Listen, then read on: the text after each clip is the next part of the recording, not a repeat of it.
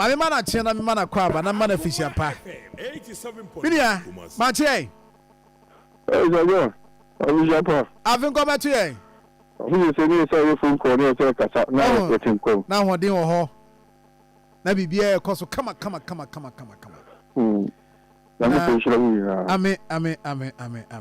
Na anopai nkoma ye di no eye afe no aja sha afe na say 2026. Na within the break na ye dwindwin ye ho kakra fa ye ho adwen na ja. Ya ba besom Ghana ene enya ne ntie se ewo Apamprama forest. 9 for akwakoye adwuma ma omachi China for 28.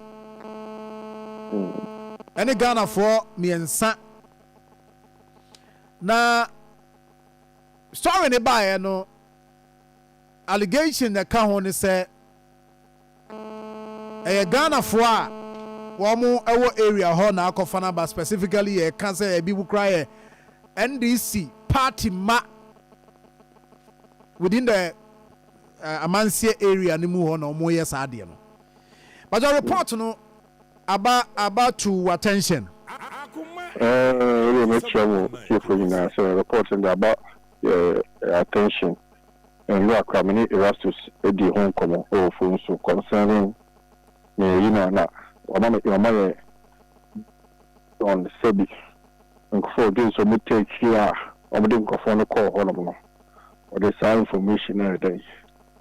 Eddie Maya Sebi, minister so to one or more minister do Hong Kong concerning information and the investigation of any applicant. The regional minister has taken the issue up personally himself, a brief regional chairman of the party to take up the issue itself. Fortunately, Sebi, boy and answer, it was to Skyna, then your party form and you form war region on but Sebi, allegedly, Momo, Sihona Sebi, or Bobo Dinti, and you had to be a party or a sentiment them into me and donor. Personally, to your judge and any police workers, I say, this case must go to its conclusion. If there's any sign of say, we will be up the more, else we will within the regency. The name should be assured, say, I said no, record to its conclusion. Over something. But specifically, no, many names. Oh, yes, a few names.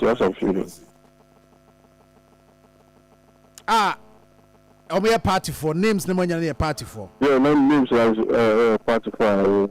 We'll verify them and then we'll tonight. Then we know how to take the issue up. But the case is not ending. The Chinese farm are going to be released. The case is going to go to its conclusion. Region one can say the regional minister Mane, regional minister on Eco.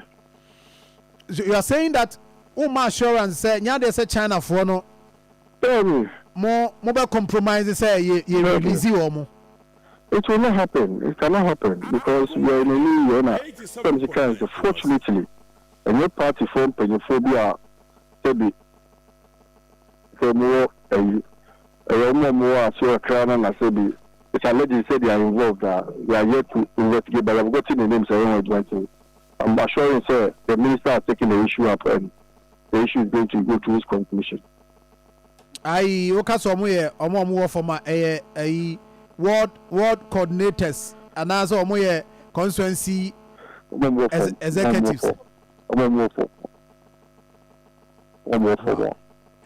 But mami musa this question per mo books na mo dwumadi am wadi within last year the entire year no me sure say first time I hear China phone. The issue is that forest here, we have cleared everybody in the forest. We have cleared almost all the forests off of it. In fact, they didn't spend more than 48 hours in the forest now. It's like a pound on them. There's more to the investigation. But we must commend forest for say the people didn't spend more than 2 days at a place, and the person was picked up because of the early warning systems. So, for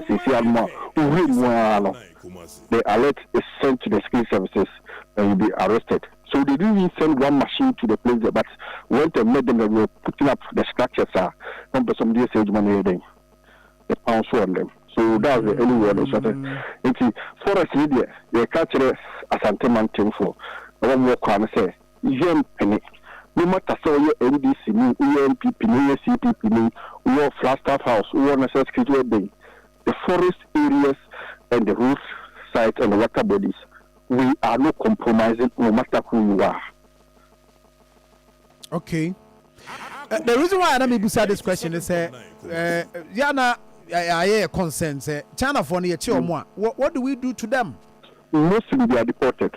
Most of them are deported. They will go to the Ministry of Interior and as immigration, and they give the details of the list of deportees of here that would deport Choma or better. Oh, okay. And the likely say we no so no mobile share to get. We are going to this last conclusion. We are going to go to it like no conclusion. We don't know what the court will say. We will leave that to the court. 87.9 I see. But that report on Swan account say more attempted some more bribe be in the process. You know, no taking it up.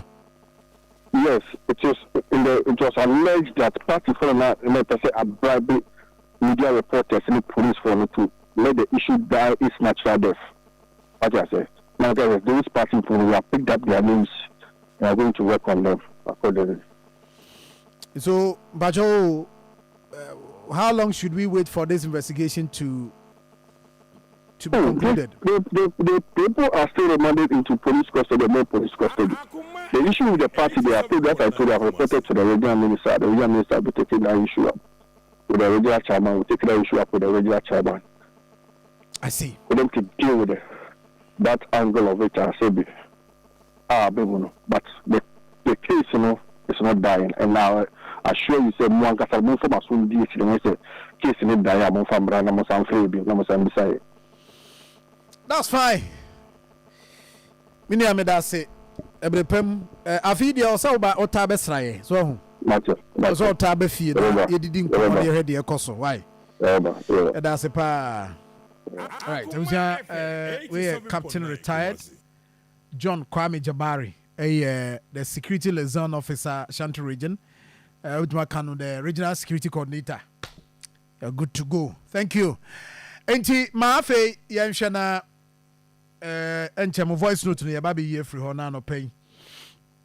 The account so ye de atoa so e wo ho 05